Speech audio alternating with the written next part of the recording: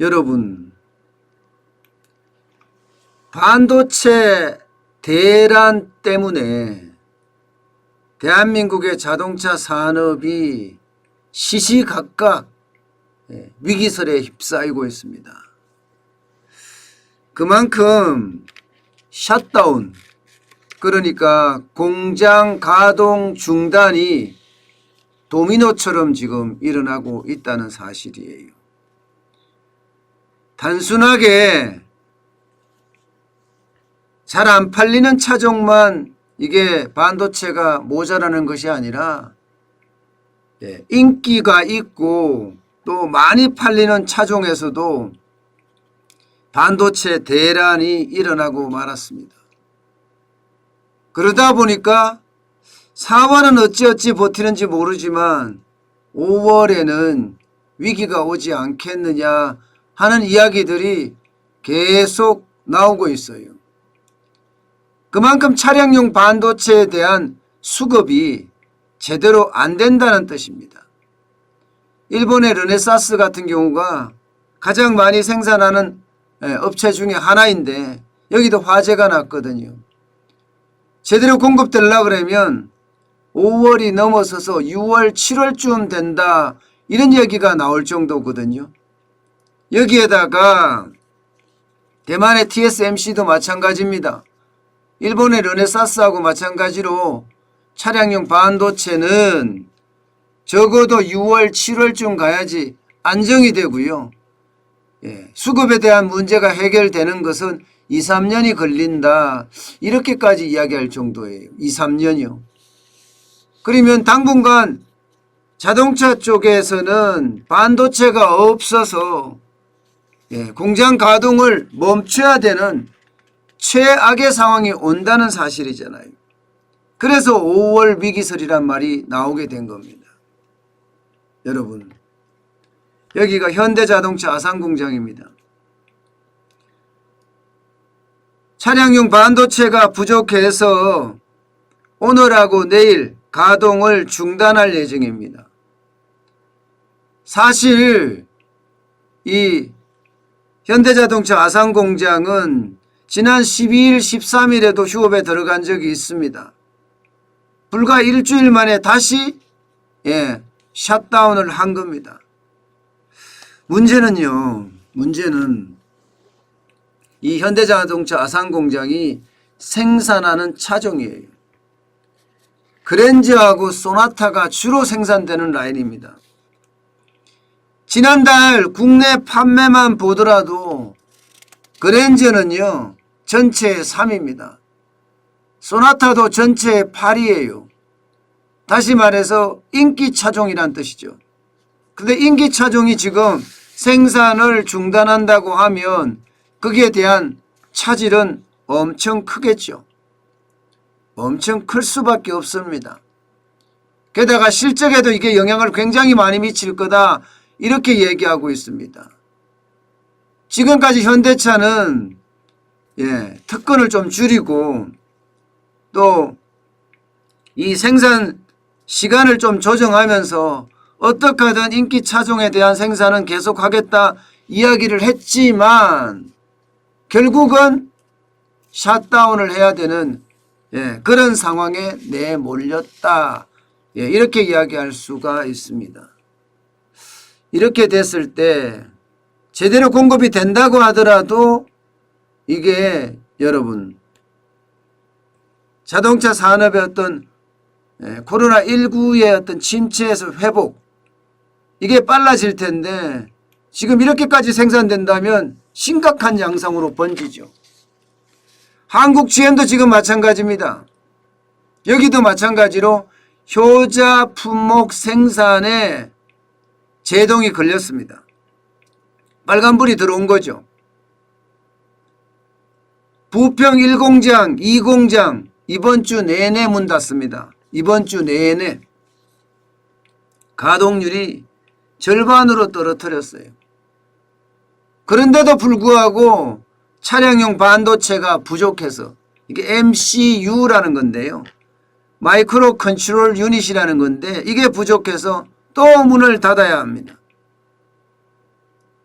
그렇다면 한국 GM도 제대로 생산을 지금 할 수가 없다는 뜻이 되잖아요. 안 그래도 인기 차종은 뭐 SUV 차종이라든가 이런 차종들은 잘 나가는 차종이고 많이 수출하는 차종이에요. 근데 여기서 문제가 생기면 국내 판매는 물론이고요. 해외 수출까지도 지금 꽉 막힐 수밖에 없는 그런 상황으로 점점 가고 있다는 사실입니다. 문제는 여러분, 문제는 이 문제가 쉽게 안 풀린다는 사실이에요. 앞서도 말씀드렸지만 반도체, 차량용 반도체 생산 그냥 쉽게 만들 수 있는 게 아닙니다. 아무래도 이것은 시간이 걸리는 그런 거예요.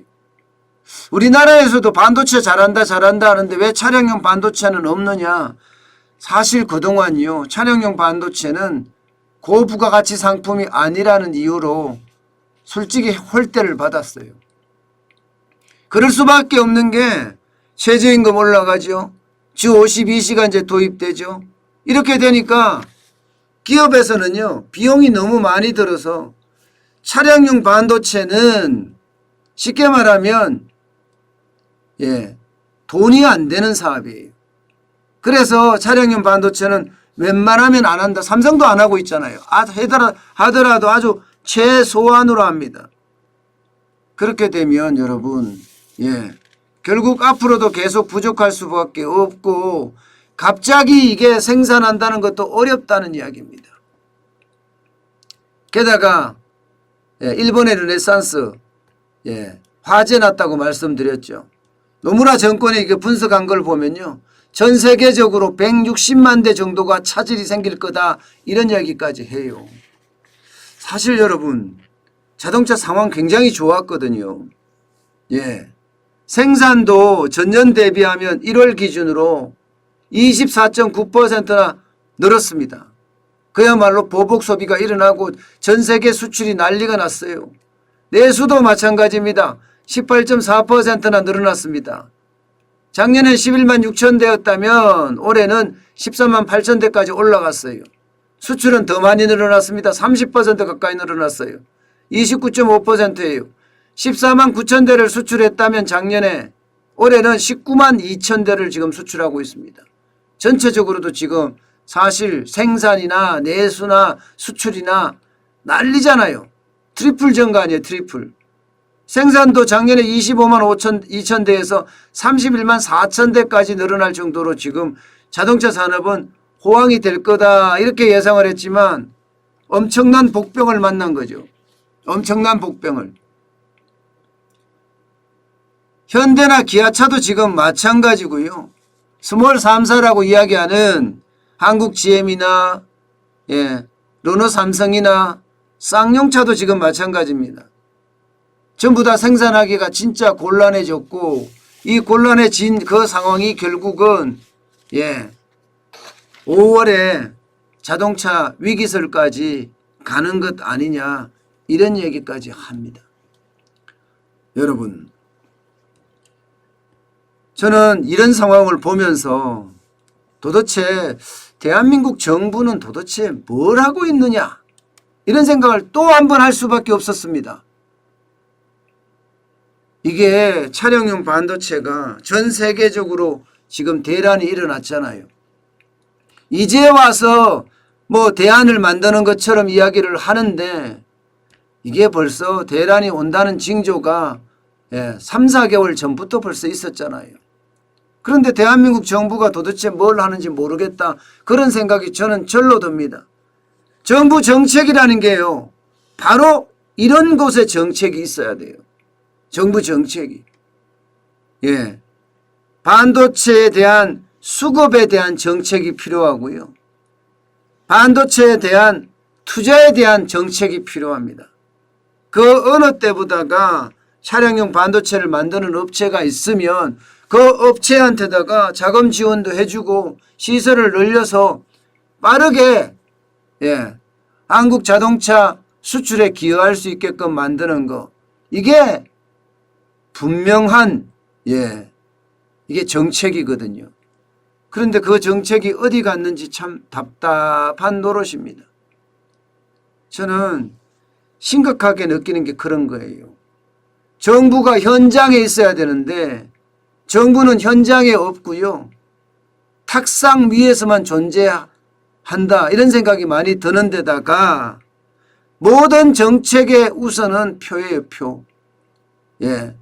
표가 된다고 하면 정책을 엄청나게 빨리 추진하고요. 표가 안 된다고 이야기를 하면 정책이 표류한다. 뭐 이런 얘기가 어울릴 정도가 됐습니다. 저는 이렇게 표 중심의 인기 영합주의 중심의 포퓰리즘을 가지고 이렇게 경제정책을 편다면 우리 산업 경쟁력은 어떻게 될까요? 저는 정부의 어떤 정책 실패로 우리 산업 경쟁력도 더 망가지지 않을까 저는 두려움이 앞섭니다.